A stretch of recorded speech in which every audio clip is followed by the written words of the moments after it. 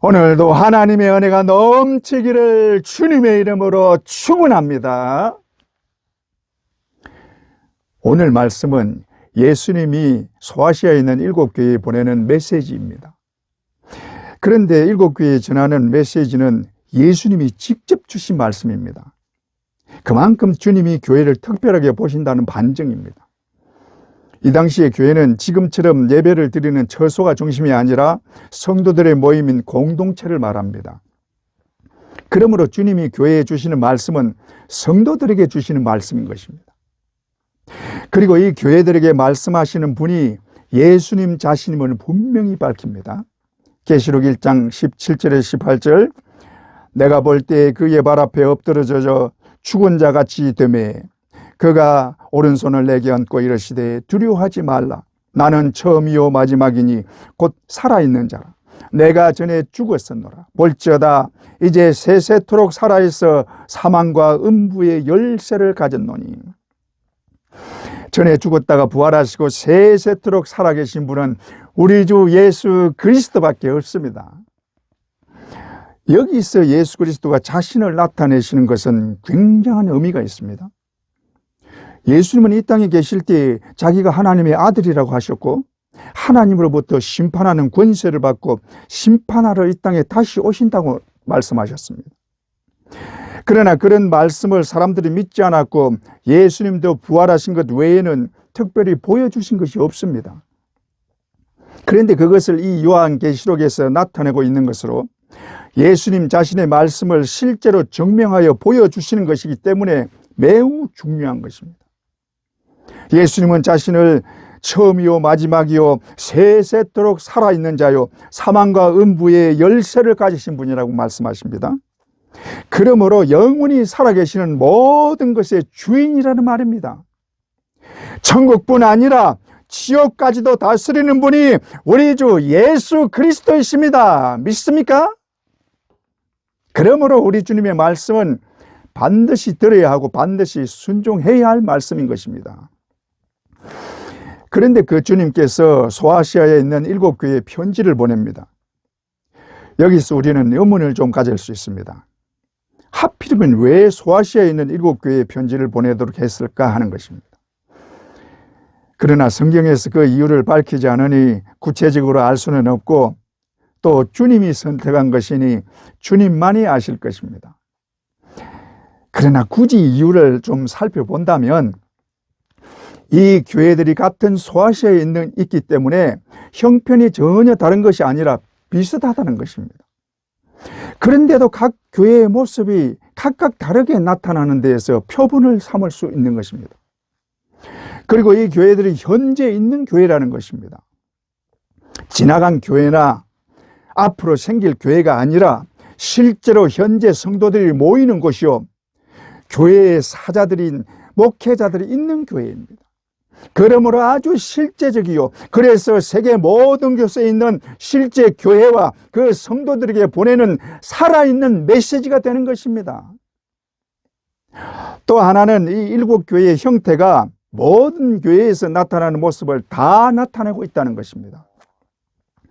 따라서 이 계시록의 말씀을 멀리하거나 제껴둘 말씀이 아니라 직접적으로 우리에게 하시는 말씀으로 받아야 하고 경고의 말씀으로 듣고 흰옷을 빠는 일을 게을리해서는 안 된다는 것입니다. 믿습니까?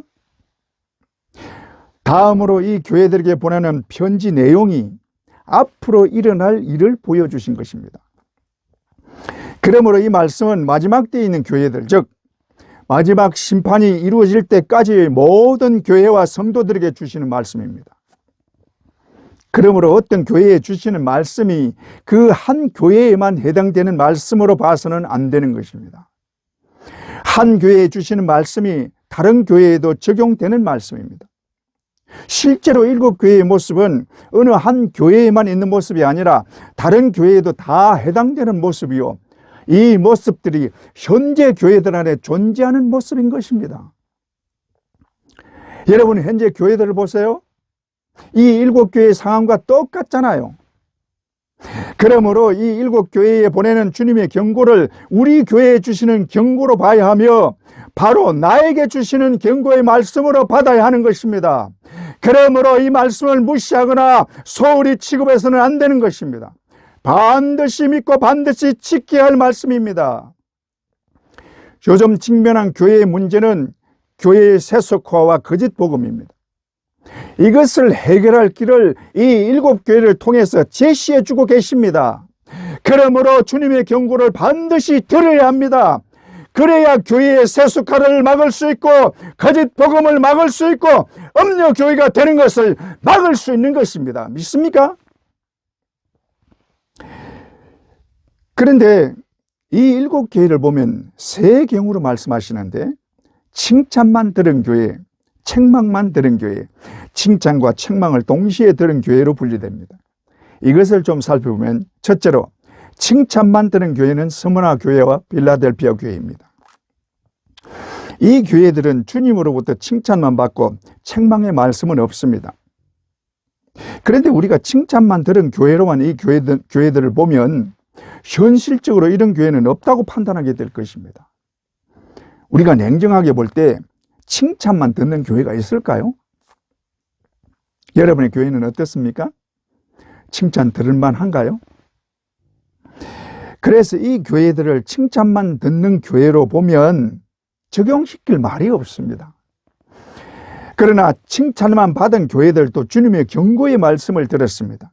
우리는 이 경고의 말씀을 주의 깊게 봐야 합니다. 먼저 스무나 교회를 살펴보면 스무나 교회는 소아시아에서도 가장 아름다운 항구 도시인 스무나에 있는 교회입니다. 인구는 20-30만 정도로 유황이 많이 나는 곳이며 그래서 향료 수출로 유명합니다. 또 학문과 과학과 의술이 발달한 곳입니다. 그런데 종교적으로는 이교 문화와 많은 종교가 모인 곳이며 특히 황제 숭배의 중심지였습니다. 그래서 이 스무나 교회는 핍박을 많이 받은 교회입니다. 그런데 주님이 그것을 아시고 격려하고 계십니다. 9절에 내가 내 환난과 궁핍을 알거니와 실상은 내가 부유한 자니라.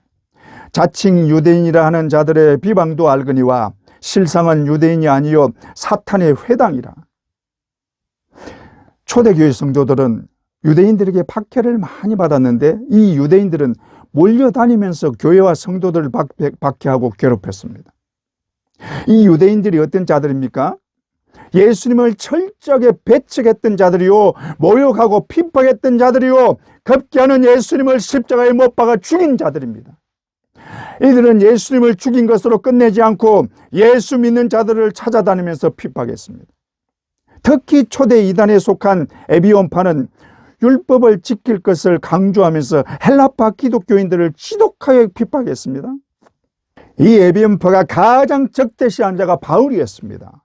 왜냐하면 바울은 율법으로는 구원을 받을 수 없고 믿음으로만 구원받을 수 있다고 강조했기 때문입니다. 이 율법주의 유대인들이 소아시아 지역의 교회에도 가서 회방을 놓고 핍박을 한 것입니다. 이것을 주님이 알고 있다고 말씀하십니다. 자칭 유대인이라 하는 자들의 비방도 알거니와 실상은 유대인이 아니요 사탄의 회당이라. 이 스무나 교회는 그 지역 특성상 황제 숭배가 심하고 여러 종교들이 득세했기 때문에 황제 숭배를 거절하는 기독교인들에게 적대적이었고, 그러다 보니 스무나 도시는 부유한 도시였지만 스무나 교회는 경제적으로 궁핍한 상태였습니다. 그러나 주님의 말씀은 이들을 향해서 너는 부유한 자라고 하십니다. 네가 비록 세상에서는 어렵지만 영적으로 부유한 자라는 말입니다.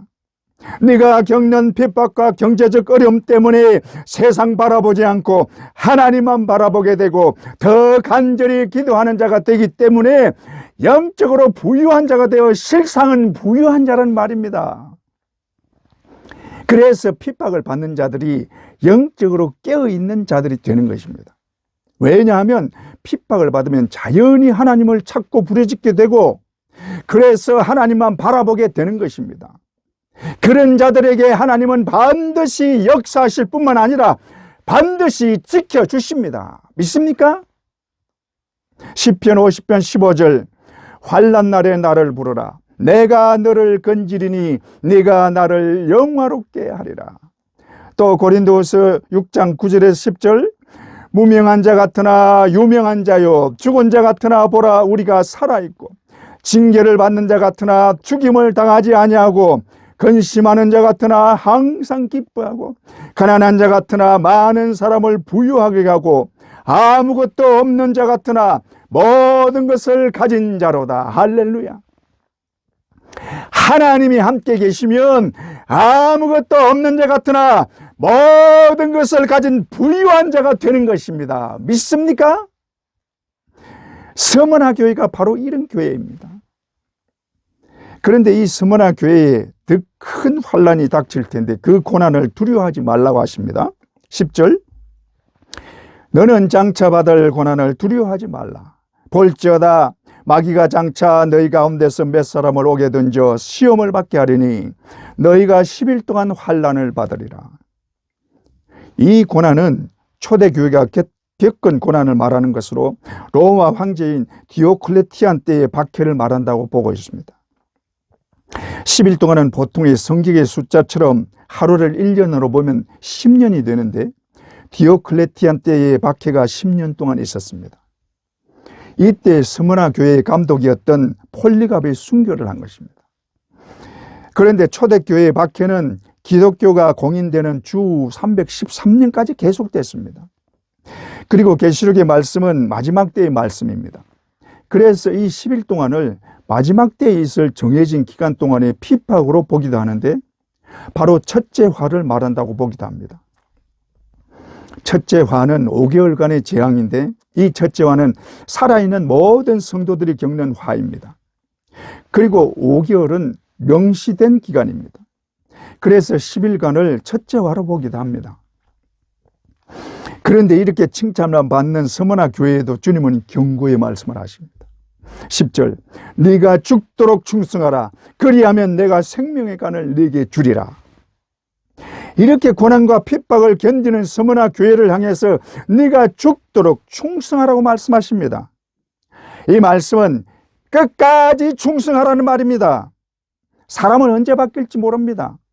핍박을 받다가 조금만 약해지면 금방 변하는 것이 인간입니다. 그리고 서머나 교회가 칭찬받는다고 서머나 교회 성도들이 다 열심히 있고 죽도록 충성하는 그런 모습은 아닙니다. 그래서 주님이 하시는 경고의 말씀이 끝까지 충성하라, 모두 다 충성하라 하는 말입니다. 이 말씀은 듣는 모든 자들에게도 똑같이 하시는 주님의 경고의 말씀입니다. 끝까지 충성하라. 하다가 멈추지 말고 중단하지 말고 끝까지 충성하라. 네가 죽도록 충성하면 내가 생명의 간을 네게 주리라. 할렐루야.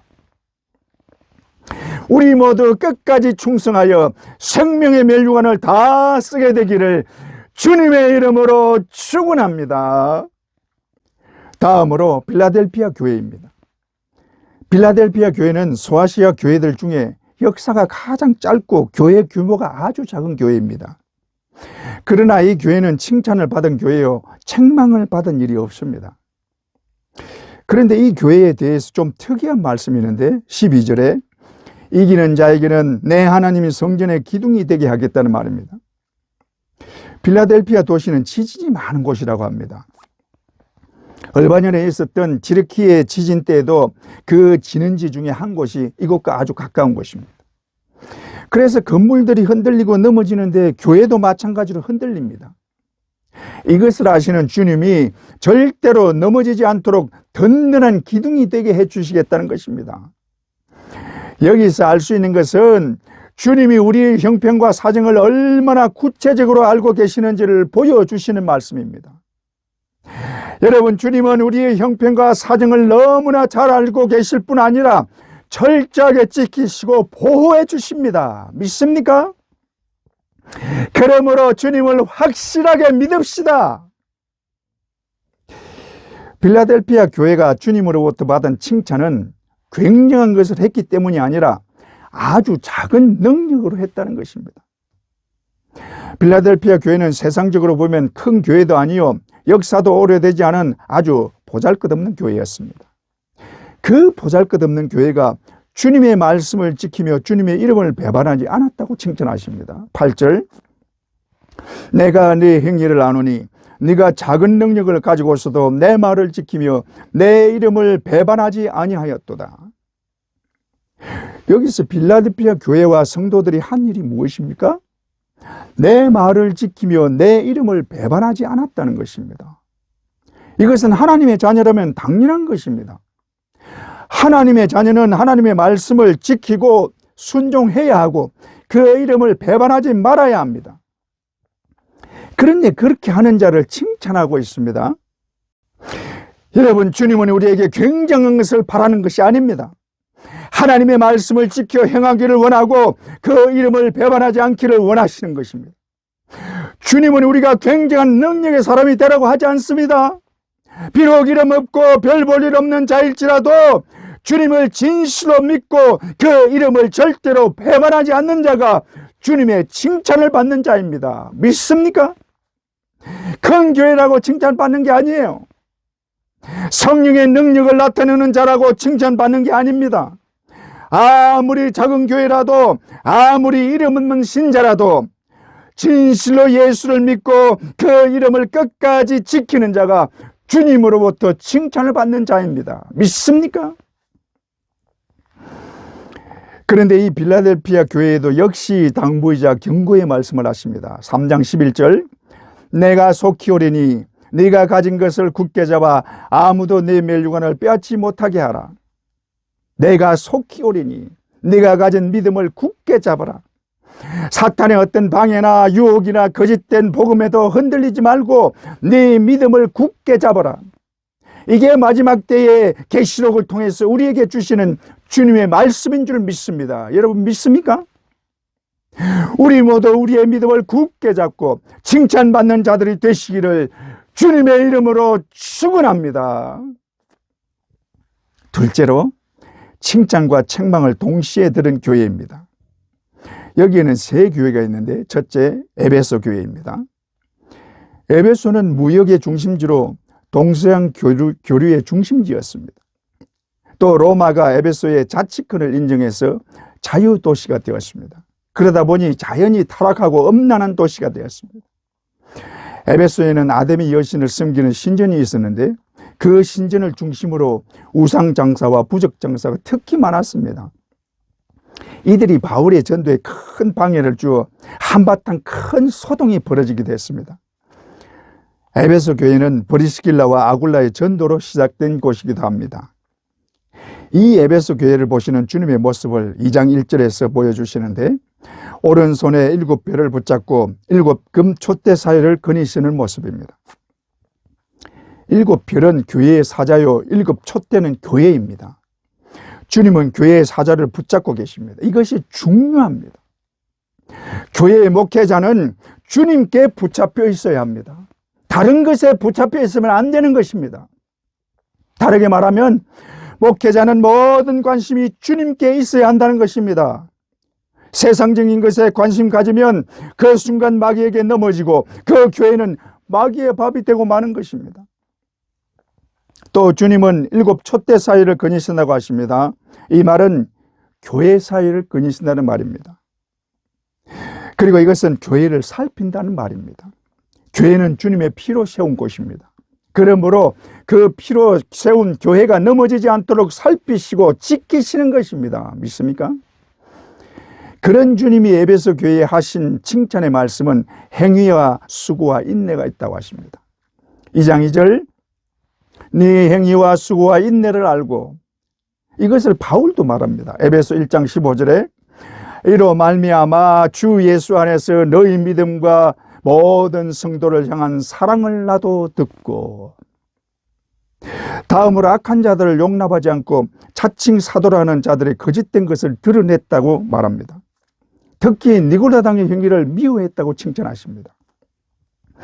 교회가 하는 일 중에 이것이 매우 중요한 일입니다.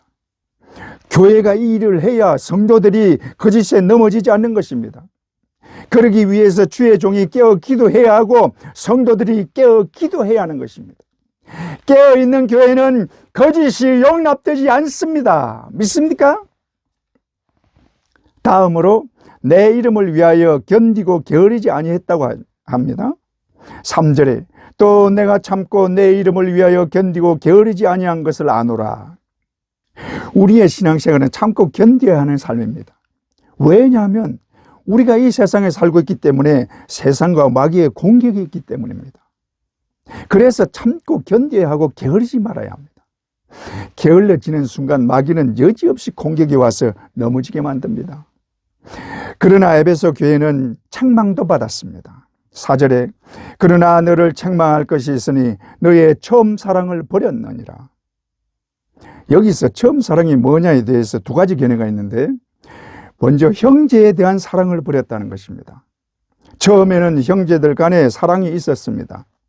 그러나 그 짓을 가려내기 위해서 형제들을 시험하고 살피느라 형제를 의심하고 대하다 보니 형제에 대한 사랑이 점점 식어갔다는 것입니다. 또 하나는 예수 그리스도에 대한 사랑이 식어졌다는 것입니다. 처음에 예수 믿고 구원받았을 때는 주님에 대한 사랑과 열정이 넘쳤습니다. 그러나 시간이 지나면서 그 사랑은 식어지고 세상과 가까이 하는 모습이 나타나는 것입니다. 그래서 주님으로부터 책망을 들은 것입니다. 그러나 주님은 책망만 하지 않고 회복하도록 하십니다. 5절에 그러므로 어디서 떨어졌는지를 생각하고 회개하여 처음 행위를 가져라. 만일 그리하지 아니하고 회개하지 아니하면 내가 네게서 내 촛대를 그 자리에서 옮기리라. 성도들이 처음 사랑을 버리는 이유는 은혜에서 떨어지기 때문입니다. 그럴 때는 마음에 뜨거움도 없고 감동도 없습니다. 그러다 보면 신앙생활 자체가 재미가 없어집니다. 그럴 때는 자신을 돌아봐야 합니다. 왜 떨어졌는지 살피고 빨리 돌이켜야 합니다. 이 원인을 보면 대부분 다른 데 마음을 빼앗기고 기도하는 일에 게을러져서 그렇습니다. TV나 드라마에 마음 빼앗기고 취미생활에 시간 빼앗기고 세상 쾌락에 정신까지 빼앗기고 그러다 보니 은혜 생활과 멀어지고 기도와 담을 쌓는 것입니다. 이것을 회복하는 길은 자신의 상태를 먼저 살피고 깨달아야 합니다. 혹시 여러분 신앙생활에 부족함을 느끼고 마음의 메마름을 느낍니까? 만약에 그렇다면 은혜에서 떨어진 것입니다. 이것을 깨달아야 합니다. 깨달아야 주님께로 돌아갈 수 있습니다.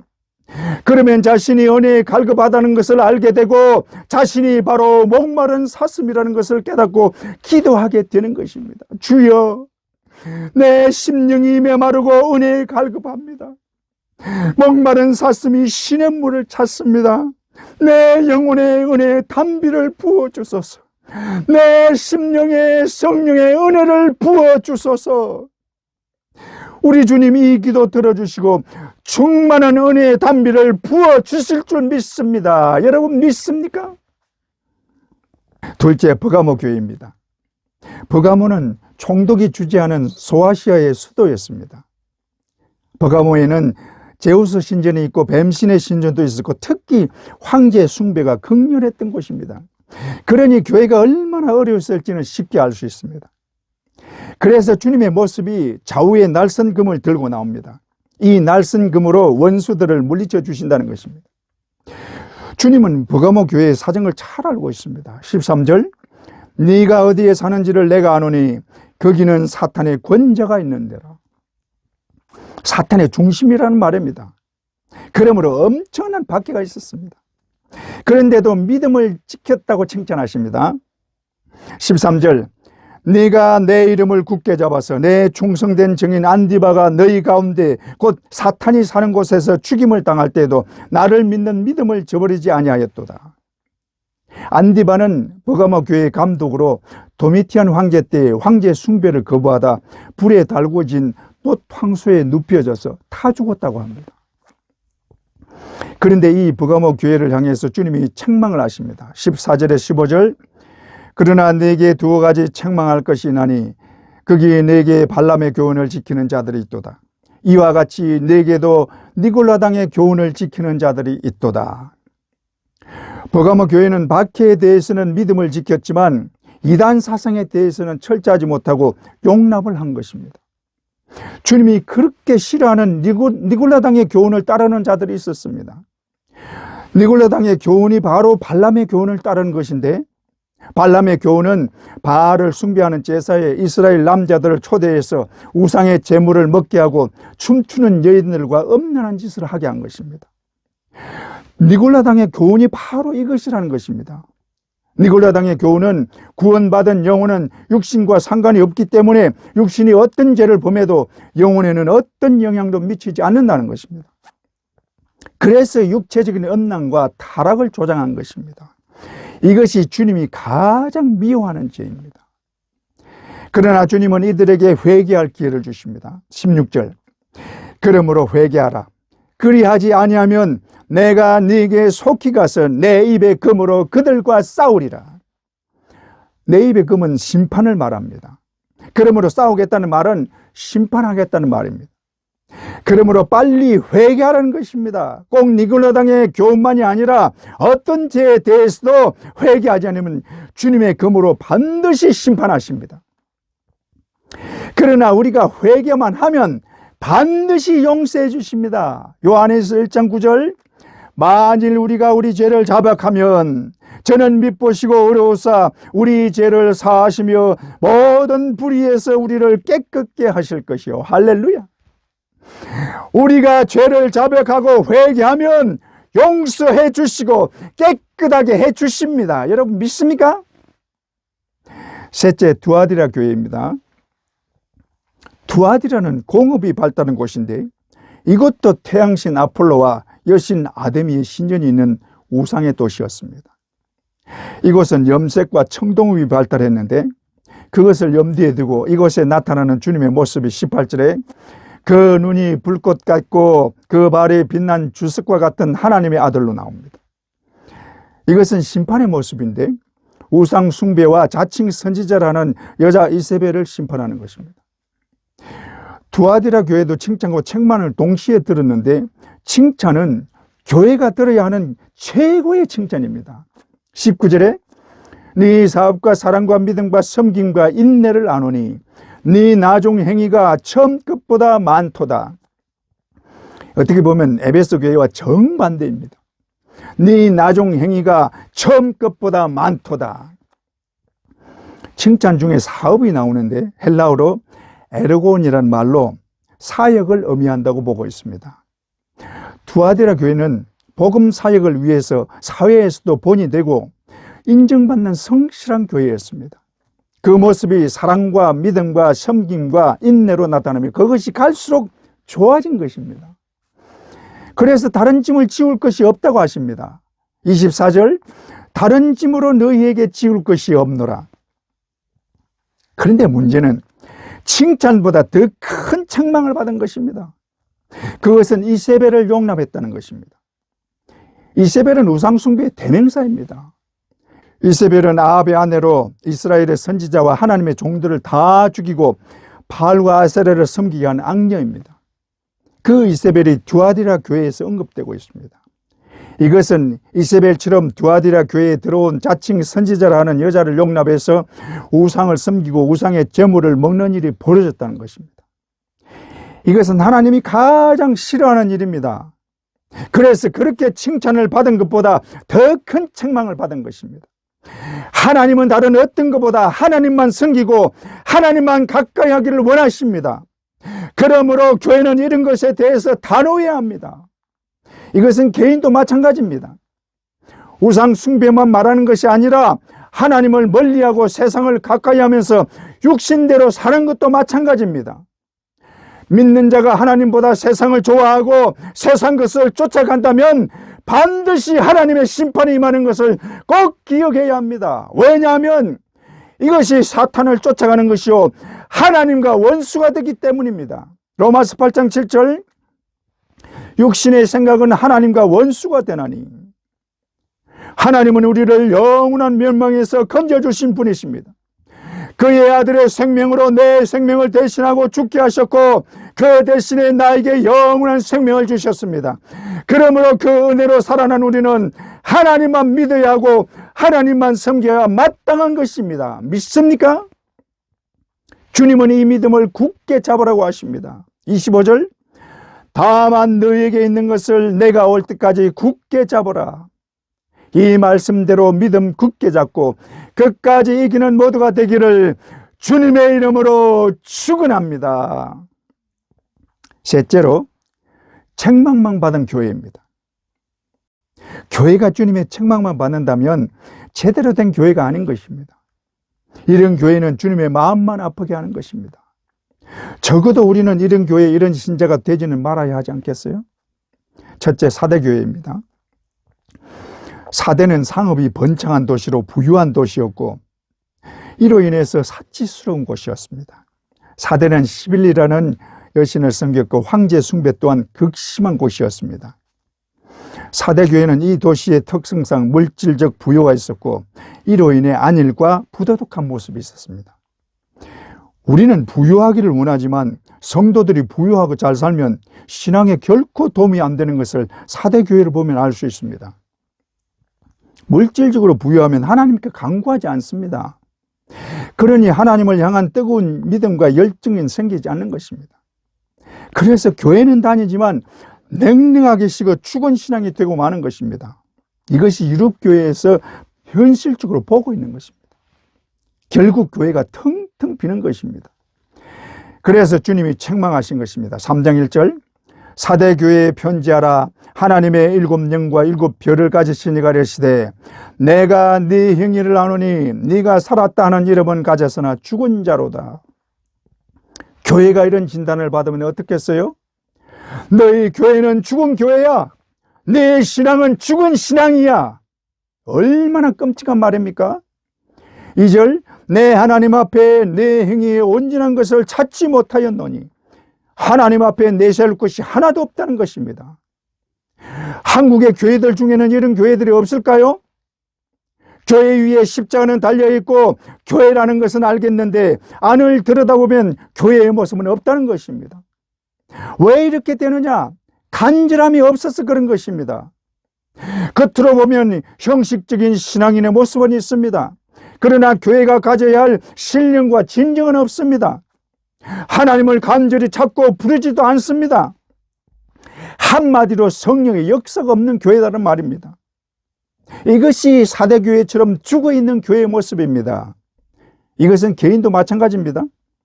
하나님을 향해 간절함이 없으면 그 신앙은 죽은 신앙인 것입니다. 이런 교회에도 주님은 회개의 길을 주십니다. 이것이 계시록의 말씀을 주신 진정한 이유입니다. 3절, 그러므로 내가 어떻게 받았으며 어떻게 들었는지 생각하고 지켜 회개하라. 만일 일깨지 아니하면 내가 도적같이 이르리니 어느 때에 네게 이르는지 네가 알지 못하리라. 이것은 주님의 간절한 외침입니다. 네가 복음을 어떻게 받고 어떻게 들었는지 생각하고 회개하라. 너에게 복음을 주기 위해 내가 십자가에 못 박혔노라. 내 너를 위해 피를 흘렸건만 너는 무엇하고 있느냐? 이 부탁의 말씀을 거절하고 회개하지 않는다면 영원한 지옥의 형벌에 처해지는 것은 불을 보듯 뻔한 것입니다. 여러분의 마음은 하나님을 향해 있습니까? 주님을 향한 뜨거운 마음이 있습니까? 혹시 냉랭하게 식어 있지는 않습니까? 만약에 그렇다면 주님의 간절한 부탁을 외면하지 마시기 바랍니다. 네가 어떻게 받았으며 어떻게 들었는지 생각하고 회개하라. 우리 주님은 회개하고 돌아오기를 간절히 원하고 계십니다. 여러분 믿습니까? 둘째, 라오디게아 교회입니다. 라오디게아 교회도 사대교회처럼 부유한 교회였습니다. 그러나 영적으로는 가난한 교회였습니다.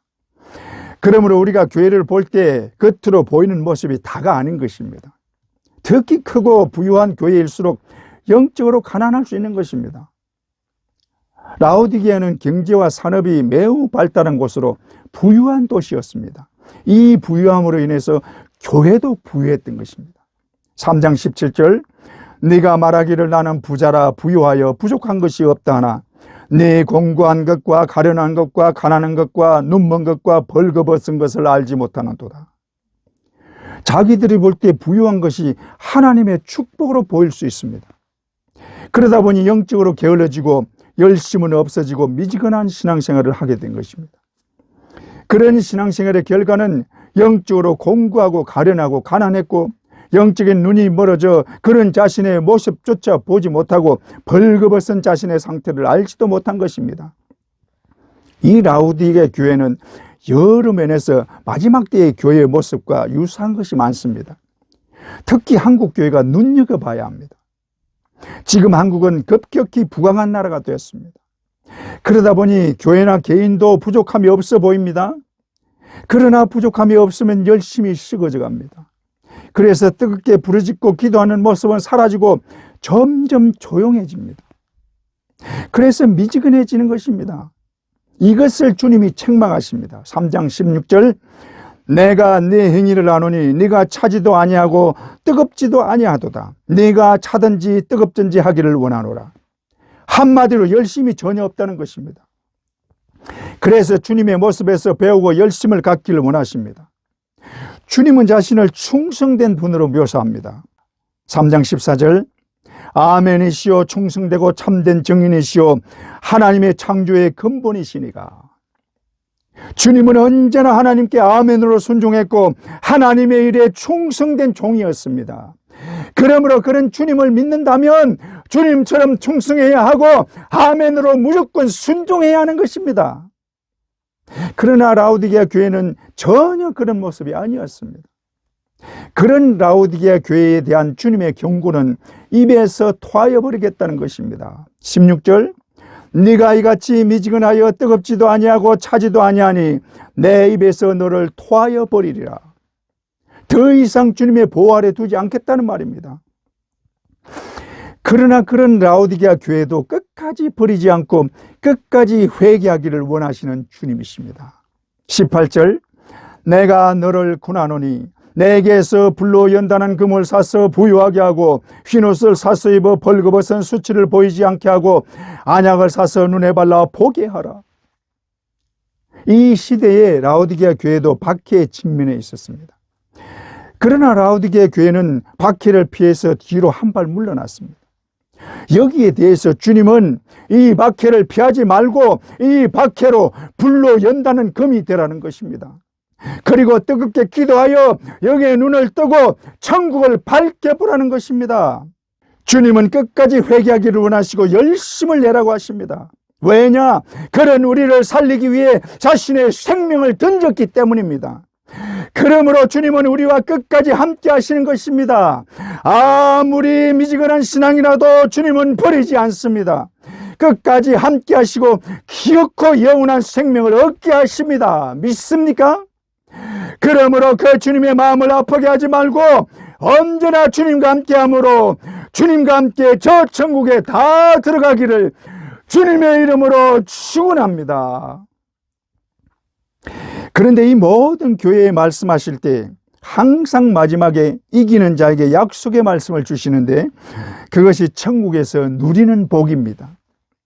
2장 7절, 이기는 그에게는 내가 하나님의 나그네에 있는 생명나무의 열매를 주어 먹게 하리라. 11절, 이기는 자는 둘째 사망의 해를 받지 아니하리라.